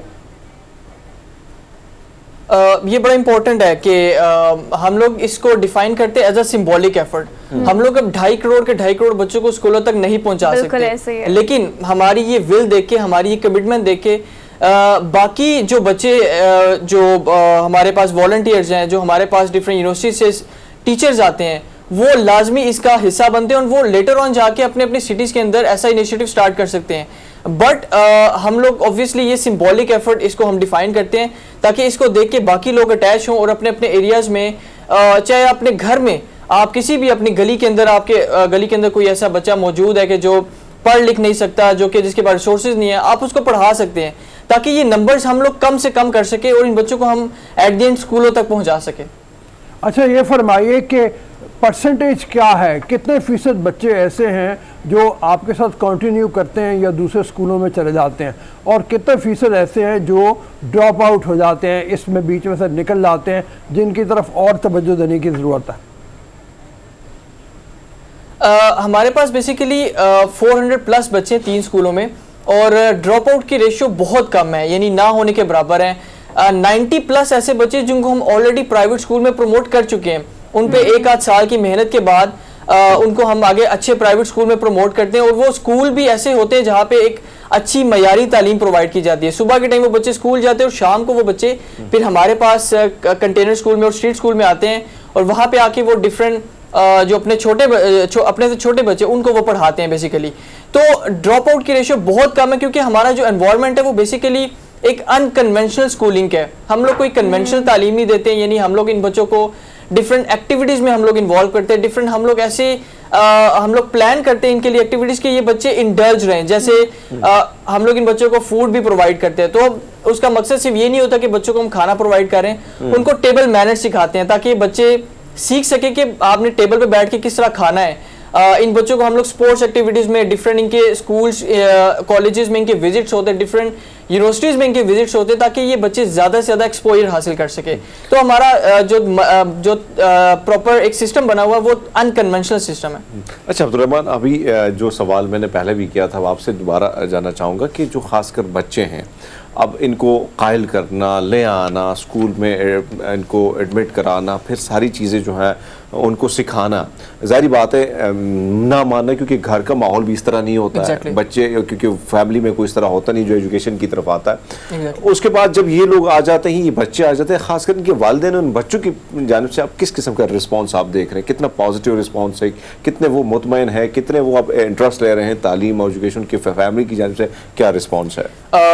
बेसिकली ये जो हमारे पास बच्चे, इनके वालिदैन स्टार्ट में तो बिल्कुल इस पे फोकस नहीं करते, क्योंकि उनके लिए ये वही चीज़ है, इनके लिए तो बेसिक जो है वो जो नेसेसिटीज़ है वो पूरी करना है। हम लोग क्या करते हैं, इनके वालिदैन को हम every week once in a month या ट्वाइस इन अ मंथ हम इनके वालिदैन को हम लोग स्कूल के अंदर लेके आते हैं, ताकि इनके वालिदैन को ये हम लोग दिखा सके कि आपका बच्चा कितना ग्रूम हो रहा है। ऑब्वियसली अभी उनके यानी जो मेन जो फुकदान है जिस चीज़ का, वो शऊर की कमी है, यानी इनके वालिदैन में शऊर की कमी है कि ये इनके वालिदैन जो है वो कैरी नहीं कर पाते कि इनका बच्चा कितना ग्रूम कर रहा है। हम लोग क्या करते हैं, गाहे बगाहे इनके वालिदैन को बुलाते रहते हैं, और वो आते रहते हैं, और जब वो देखते हैं कि बच्चा ग्रूम कर रहा है, लेटर ऑन जब वो आगे प्राइवेट स्कूल में जिस बच्चे को हमने प्रमोट किया, हम लोग उसके वालिदैन को भी साथ लेके जाते हैं, ताकि वो उसके जो वालिद साहब हैं या वालिदा हैं वो जाके ज़रूर देखें कि आपका बच्चा अब इस लेवल तक पहुंच चुका है कि हम उसको एक अच्छे इदारे में प्रमोट कर रहे हैं। फिर हम उनके वालिदैन की रिस्पॉन्सिबिलिटी भी लगा लेते हैं कि आपने इन बच्चों को डेली बेसिस पे सुबह भेजना है। पिक एंड ड्रॉप की सर्विस हमारी तरफ से ही होती है, ऑब्वियसली सारा जो वो एक्सपेंस होता है वो हमारी तरफ से ही होता है, बट इम्पोर्टेंटली हम उनके वालिदैन को भी ये बताते हैं कि आपने भी इस पे तवज्जो देनी है, रिस्पॉन्सिबिलिटी उनके भी हाथ में हम लोग देते हैं, ताकि उनके वालिदैन भी ये अपनी रिस्पॉन्सिबिलिटी लें कि हमने भी इन बच्चों के लिए, इनकी तालीम के लिए कुछ ना कुछ करता रहे। सॉरी फॉर द इंटरप्शन, लेकिन यहाँ पर ये चीज़ ऐड कीजिएगा कि फॉर एग्जांपल अगर आपने बच्चे को एक बाशऊर बना दिया, बेसिक एक्स्ट्रा करिकुलर एक्टिविटीज़ का पार्ट बना दिया, बेसिक आपने ग्रूमिंग कर दी और इनिशिएट कर दिया कि उसने आहिस्ता आहिस्ता ये सोचना है कि तालीम के अलावा there is no any other way, लेकिन वापस उसने वहीं जाना होता है जहाँ उसके वालिदैन होते हैं, और उसने वहीं जाकर उसी इन्वायरमेंट को देखना है। आपने प्राइवेट स्कूल में प्रमोट कर दिया, लेकिन कितनी बड़ी तादाद में फैमिलीज ऐसी हैं जिन्होंने इस चीज़ को समझा है कि दरअसल तालीम का मकसद वहाँ से निकालना है, क्योंकि वहाँ से निकालेंगे, आगे बढ़ेंगे, अपना ज़िंदगी मेयार ज़िंदगी बेहतर करेंगे, यही बेसिकली आपका टारगेट है। तालीम तो यही करती है। तो कितनी बड़ी तादाद में बच्चों को और फैमिलीज को आपने चेंज होते हुए भी देखा, बिकॉज आपका टारगेट ये भी है कि उन्हें वहाँ से निकाला जाए। बिल्कुल, ये जो हमारे पास फैमिलीज हैं, ऑब्वियसली ये बिल्कुल इनकी तवज्जो नहीं होती है तालीम की तरफ। हमने स्टार्ट में जब इसका आगाज किया था, बेसिकली हमें सबसे ज्यादा जो हर्डल पेश आई थी वो फैमिली की तरफ से ही पेश आई थी, क्योंकि बच्चा पढ़ना चाह रहा था, लेकिन फैमिली, उनके पेरेंट्स जो थे वो इस चीज के हक में ही नहीं थे। लेटर ऑन जब बच्चा रेगुलर आना शुरू हुआ, बच्चे की परफॉर्मेंस बेहतर होती गई, हमने उनके वालिदैन को भी बताया, उसके बाद जो सबसे बड़ा जो हमें चेंज फील हुआ कि ऐसी फैमिलीज के जो बेटियां हैं वो तालीम हासिल नहीं करती हैं, बेटे फिर तालीम हासिल कर लेते हैं, लेकिन एट द एंड ट्रस्ट ऐसा डेवलप होना शुरू हुआ क्योंकि हमने उनको लूप में रखा हुआ था। वो वंस इन अ वीक या ट्वाइस इन अ वीक लाजमी आया करते थे, हम उनको बुलाते थे। इसकी वजह से इतना अच्छा एक इम्पैक्ट क्रिएट हुआ कि उन्होंने अपनी छोटी बेटियों को भी भेजना शुरू कर दिया हमारे स्कूल में, और एक अच्छा एनवायरनमेंट क्रिएट होना शुरू हुआ कि मेल और फीमेल दोनों ही हमारे पास, यानी अंडर प्रिविलेज्ड तबके से ताल्लुक रखने वाले यही स्ट्रीट चिल्ड्रन हमारे पास आके डेली बेसिस पे पढ़ना इन्होंने शुरू कर दिया। लेटर ऑन अब ऐसा एनवायरनमेंट प्रोड्यूस हो चुका है, वहाँ पे क्रिएट हो चुके हैं कि हमने जब इन बच्चों को आगे प्राइवेट स्कूल में प्रमोट किया है, वहाँ पे जाके इन बच्चों ने एक्स्ट्राऑर्डिनरी परफॉर्म किया। जो वहाँ पे स्कूल में एनुअल डे होता है या एनुअल उनका जो इवेंट होता है, उन पे इनके पेरेंट्स को बुलाया जाता है, और वहाँ पे जाके इनके पेरेंट्स जो है वो देखते हैं कि इनका बच्चा जो है वो कितना अचीव कर रहा है, स्टेज पे आ रहा है, अवार्ड रिसीव कर रहा है। तो ये उनके लिए बहुत एक नई चीज होती है कि हमारा बच्चा भी बाकी बच्चों के साथ उसी लेवल पे आके पढ़ रहा है। यहाँ पे मैं जरूर जिक्र करूंगा हमारे एक एक्स्ट्राऑर्डिनरी बच्चे का, मोहम्मद ईसा, जिसका ताल्लुक गुजरात से है। अच्छा। और वो बच्चा बेसिकली हमारे पास 2017 में आया था, और अब उसको 5 साल हो चुके हमारे स्कूल में, स्ट्रीट स्कूल में पढ़ते हुए। 2018 में हमने उस बच्चे को गुजरात का एक प्राइवेट स्कूल है, वहाँ पे हमने उस बच्चे को प्रमोट किया, और एक ही साल बाद यानी जब वो 2 क्लास में था, उसने अपने क्लास फेलोज के साथ मिलके ड्रोन तैयार किया था। यानी एक ऐसा बच्चा जो कि स्टिल 2 क्लास में है, उसने अपने क्लास फेलोज के साथ मिलके ऐसा इक्विपमेंट तैयार किया था कि जो स्टिल हम लोग सोचते हैं कि हम लोगों ने बनाना है या देखना है। तो इतना एक्स्ट्राऑर्डिनरी टैलेंट है इन बच्चों में कि जो हम लोग वेस्ट कर रहे हैं सड़कों पे फिरता हुआ देख। अच्छा अब्दुर्रहमान, ये बताएगा कि कौन सी क्लास तक, अगर आप स्ट्रीट स्कूल की बात करें तो हम प्राइवेट स्कूल में जब प्रमोट करते हैं, जैसे आपने बहुत सारे बच्चों को प्रमोट किया, किस क्लास तक एजुकेशन आप लोग देते हैं? और अगर बेसिक चीज़ों की बात की जाए, लाइक स्टेशनरी की और फर्नीचर की, और आप यूनिफॉर्म की बात करें, और आप बाकी चीज़ें बुक्स की बात कर लें ख़ास तौर पर, तो किस तरह से इसे मैनेज करते हैं? बिकॉज बड़ी तादाद में, जब आपने कहा ना कि सिंबॉलिक स्कूल है, तो बड़ी तादाद में मुखय्यर हज़रात भी कोऑपरेट करने की कोशिश करते हैं if you are doing really well, जो कि आप माशाल्लाह बहुत अच्छे से काम कर रहे हैं। तो ये सब चीज़ों को कैसे मैनेज करते हैं? बेसिकली हम लोग जिस चीज़ से अपने एक्सपेंसेस मीट करते हैं, हमने डे 1 से इसको एक और इनिशिएटिव के साथ जोड़ा हुआ है जो कि बेक एंड सेल है, जो कि हमारे ऐसे चैरिटी इवेंट्स हैं जिनके साथ हमने इसको एफिलिएट किया हुआ है, ताकि हमें किसी पे डायरेक्टली डिपेंडेंट ना होना पड़े कि हमें कोई डोनेट करेगा तो हम अपनी ऑर्गेनाइजेशन को आगे लेके चलेंगे। अभी बेक एंड सेल बेसिकली है क्या? ये एक फैसिनेटिंग सा आइडिया था कि हम लोग ने जब इस इनिशिएटिव का स्टार्ट किया तो हम लोग का यूनिवर्सिटी का पहला सेमेस्टर था, और हम लोगों ने ये प्लान किया था कि हम लोग यूनिवर्सिटी के अंदर हर सेमेस्टर में एक ना एक बेक एंड सेल करेंगे, यानी घर से खाने पीने की चीजें बना के लेके जाके एक इकोनॉमिकल कॉस्ट पे हम लोग सेल आउट करेंगे, उससे जो इनकम जनरेट होगी वो हम लोग फिर इन बच्चों पे सर्व करेंगे।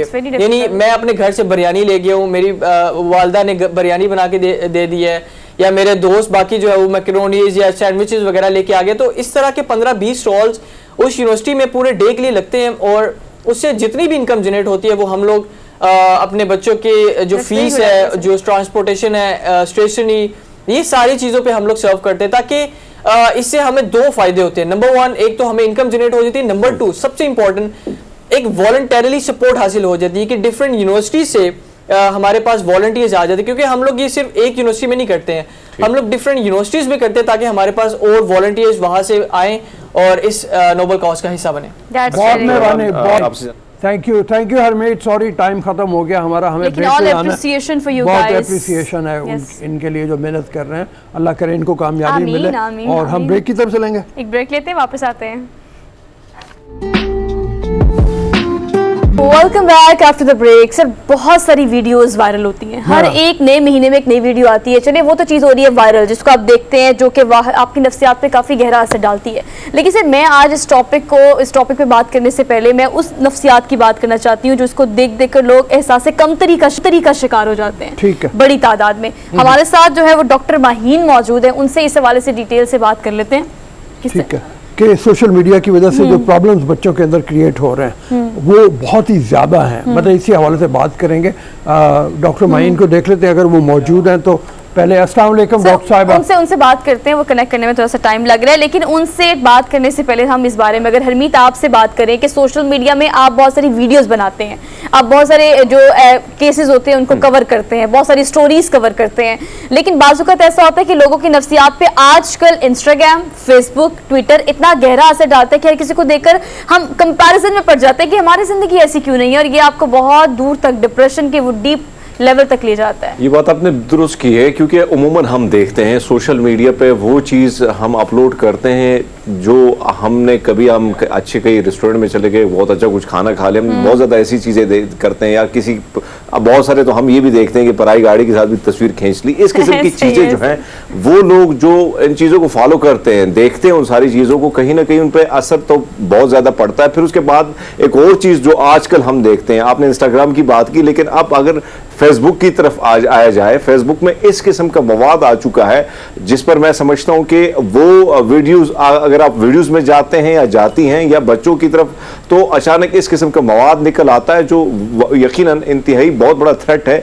बच्चों के जहन पर भी वो असर करता है, खासकर नौजवानों के जहन पर भी बहुत असरअंदाज होता है। तो इस किस्म की चीज़ें जो हैं वो दिन पर दिन बढ़ती जा रही, कम होने के बजाय, और कहीं ना कहीं हम उमूमन देखते हैं कि वो लोग जो इस किस्म की चीज़ों से दूर होते हैं, खासकर हमने बात की कुछ ऐसी चीज़ों की जो हम दिखाने की कोशिश करते हैं, बहुत सारे लोग जो हैं वो मुख्तलिफ चीज़ें दिखाने की कोशिश करते हैं, उनके पास कुछ अच्छी चीज़ आ जाए तो वही चीज़ जो है एक दूर दराज इलाके में बैठा शख्स जो है उसको भी मुतासिर करती, अपनी तरफ राग़िब करती, और फिर वो कहीं ना कहीं अगर वो अचीवमेंट नहीं होती उस चीज़ की, वो चीज़ हासिल नहीं होती, तो कहीं ना कहीं चीज़ों में वो मुब्तला हो जाता है, सोच फिक्र में मुब्तला हो जाता है। ये चीज़ हम देख रहे हैं कि कम होने के बजाय बढ़ती है, और खासकर अब असर सूख जो है सोशल मीडिया का इंतहाई बढ़ रहा है। दूसरी जानिब हम पॉलिटिक्स को देखते हैं तो इस वक्त डिजिटल मीडिया जो है, हमारा जो डिजिटल प्लेटफॉर्म है, वो इंतहाई अगर आप देखें तो आपको कहीं ना कहीं सियासी गहमा गहमी जो है वो बहुत ज़्यादा, अब हम एजुकेशन की बात करें, दीगर ऐसे टॉपिक्स की बात करें,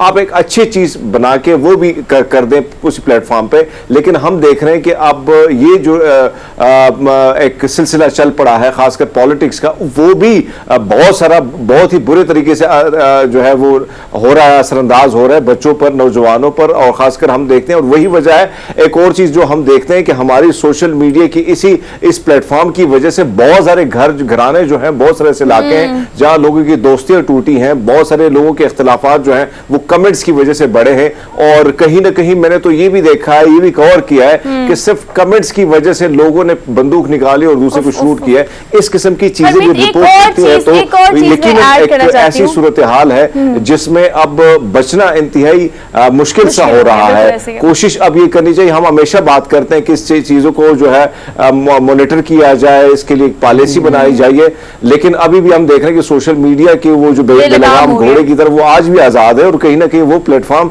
जिससे एक गलत चीजें जो है वो भी जिस किस्म की वायरल हो रही, कुछ ऐसी वीडियोस, कुछ ऐसे मैसेजेस जो इंसान के लिए, जो नौजवानों के लिए, बच्चों के लिए, खवातीन के लिए, सबके लिए इंतहाई नुकसानदेह है। अच्छा हरमीत, ट्रोलिंग की आप बात करें, कमेंट्स की आप बात करें, सर आप किसी सेलिब्रिटी की कोई फोटो लगा दें, उससे हमारे इस वक्त मौजूद मुआशरे में जो नेगेटिविटी है वो कितनी खुलकर सामने आती है। नीचे आप कमेंट सेक्शन में अगर चले जाएं तो वो किसी भी सेलिब्रिटी को, पॉलिटिशियन को इतना ट्रोल किया जाता है, इतना ट्रोल किया जाता है कि हमें समझ आता है कि किस सोच का शिकार हो गए हैं हमने भी पिछले दिनों देखा।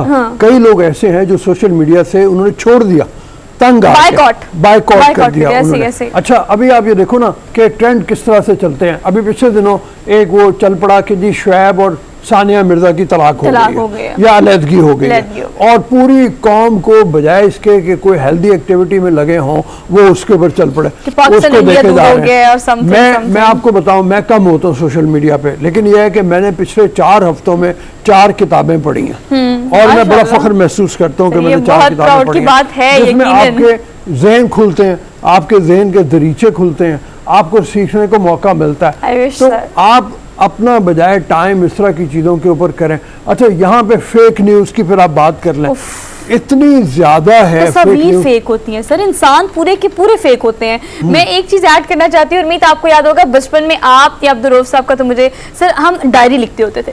हाँ बिल्कुल सर, उस डायरी को हरमीत हम 10 लोगों से छुपा कर रखते थे कि उसमें हमारी पर्सनल चीज लिखी हुई है। आज कोई शख्स अगर परेशान होता है, उसकी पर्सनल लाइफ डिस्टर्ब होती है, वो एक स्टेटस लगाता है और उस स्टेटस पर जब तक 1 मिनट के अंदर 10 लाइक ना आ जाए, 10 कमेंट ना आ जाए, हमें चैन नहीं आता। मतलब पर्सनल लाइफ की डायनामिक्स कितनी चेंज हो गई है सोशल मीडिया की वजह से कि हमारी पर्सनल लाइफ को हमने लगाना होता है, वो खुशी हो, गमी हो, और हमें उसमें लोगों के रिएक्शंस चाहिए होते हैं, हार्ट की सूरत में, इमोजीज की सूरत में। मैं इसमें बताऊं सबसे बड़ी बात जो है हरमीत, जिसके बारे में गौर करना चाहिए, और वो ये है कि छोटी उम्र में आदमी की मासूमियत बाकी रहनी चाहिए। जिस वक्त छोटे बच्चे के हाथ में हम ये पकड़ा देते हैं तो हम उसकी मासूमियत उसे छीन रहे हैं, हम उसका बचपन उससे छीन रहे हैं, उसके जहन को ऐसी चीज़ों पे लगा रहे हैं जो आगे चल के उसके लिए बहुत नेगेटिव जहन साजी उसकी होगी, जो बहुत खतरनाक है ना हरमीत? बिल्कुल, आपकी बात दुरुस्त है सर। आपने जो अभी एक मिसाल दी शुएब मलिक की और सानिया मिर्जा की, ऐसे कई मिसालें जो हैं हम अमूमन देखते हैं कि लोग इस किस्म की चीज़ों को शेयर करते जाते हैं बगैर किसी तहकीक किए, और हम देखते हैं कि जिस फैमिली के हवाले से या जिस खानदान के हवाले से इस किस्म की चीज़ें खबरें गर्दिश करती हैं और हकीकत में कुछ और होता है, तो यकीनन वो भी उनके साख को भी नुकसान पहुंचता है, वो खुद भी डिप्रेशन का शिकार होता है, वो खुद भी नफ्सियाती मसाइल का शिकार होते हैं। तो आपकी बात दुरुस्त है कि कहीं ना कहीं हम बगैर तहकीक किए चीजों को शेयर करते जाते हैं। अब आप देखें कि अब सोशल मीडिया ने जिस तरह हम यकीन करना भी हमारी कौम ने छोड़ दिया। कल एक ऐसा हुआ कि इमरान खान साहब जिनको गोली लगी थी तो उनको मजबूरन जो उनकी टीम को वीडियो बनानी पड़ी, और वीडियो में दिखाया गया कि कैसे गोली लगी है, कहां कहां जो है वो जख्म है, क्योंकि सोशल मीडिया पे उसी पे भी ट्रोलिंग की जा रही थी। आपको याद है कि नवाज शरीफ साहब की जो वाइफ थी कुलसुम नवाज साहिबा, उन पर भी ट्रोलिंग की जा रही थी। जब तक यहां पे हर चीज के हवाले से हम कोशिश करते कि जब उनकी फौतगी नहीं हुई तब तक किसी को यकीन नहीं था। ये सूरत हाल हम सोशल मीडिया पे देखते हैं, इस किस्म की ट्रोलिंग आती है जो हमें नफ्सियाती बीमार बनाती जा रही है। और आपने बड़ी अच्छी बात की कि आपके पास बड़ा जबरदस्त प्लेटफॉर्म है, आपके पास 1 घंटा भी मिलता है, आप बाकायदा 2 चैप्टर भी अगर आप देखें किसी बुक के तो आपको बहुत सी नॉलेज मिल जाती है, बहुत सारा जो इल्म है आपके दिलो दिमाग के रीचों में वो जखीरा हो जाता है, आपको फायदा पहुंचाता है सोशल मीडिया पे कहीं ना कहीं। और दूसरी बात जो सोहा ने की बड़ी अच्छी बात ही कि कभी हम डायरी लिखा करते थे, आज यही मैं हैरान होता हूं कि बहुत सारे लोग इस किस्म की पोस्ट लगा देते हैं कि वो एक पर्सनल चीज है। बहुत सारी चीजें जो है वो हम जाके फेसबुक पे खुलेआम वो चीजें शेयर करते जा रहे हैं। तो ये असर कहीं ना कहीं वो हम इस किस्म के मुब्तला हो चुके हैं सोशल मीडिया के और इन चीजों के कि अब सोशल मीडिया के बगैर हम तो ये देखते हैं, मैं तो हैरान हो जाता हूं कि बहुत सारे लोग खाना खाने बैठे होते हैं लेकिन मोबाइल 2 मिनट के लिए वो छोड़ेंगे नहीं कि कमेंट्स किसने क्या किया होगा, अभी लाइक कितने मिले होंगे। ये चीज जो है ये कम होने के बजाय बढ़ती जा रही है और मेरे ख्याल में अब एक मर्ज बनती जा रही है सब में, हमारी सोसाइटी में। और एक वक्त था कि लाइब्रेरियां थी, लाइब्रेरी आज भी है, लेकिन आप लाइब्रेरी में जाएंगे, बहुत बड़ी लाइब्रेरी हमारे ऑफिस के पास है लेकिन वो सुनसान पड़ी नजर आएगी। वजह यह है कि लोग जो है वो मोबाइल्स में बिजी नजर आते हैं, घरों में बैठे होते हैं, तो किसी कोने में कोई एक कोने में दूसरा कोने में रेस्टोरेंट में जाए तो वही सूरत हाल आपको हर जगह। और ये सूरत हाल कभी मगरिब में हुआ करती थी, आज पाकिस्तान में हुई है, वहां पे चीजें कम हुई है, यहाँ पे ज्यादा हुई है। ये दिलचस्पी जो दिख रही है ये नुकसानदेह है, अच्छी नहीं है। हम पॉजिटिव एक्टिविटी से दूर होते जा रहे हैं, हम वॉक से दूर होते जा रहे हैं, हमने हेल्दी एक्टिविटीज बंद कर दी, छोड़ दी है, और मिलना मिलाना जो है वो छोड़ दिया।